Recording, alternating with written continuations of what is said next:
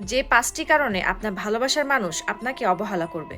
Number ১, আপনার ভালোবাসার মানুষ আপনাকে অবহেলা করে এই কারণে যে আপনি তাকে বুঝিয়ে দিয়েছেন আপনি তাকে ছাড়া থাকতে পারেন না। নাম্বার ২, যে মানুষের মনের অসুখ থাকে, এক জিনিস বেশি দিন ভালো লাগে না, তারাই অবহেলা করে। নাম্বার ৩, যারা ভালোবাসার মানে বোঝে না এবং মন থেকে ভালোবাসে না, তারাই অবহেলা করে।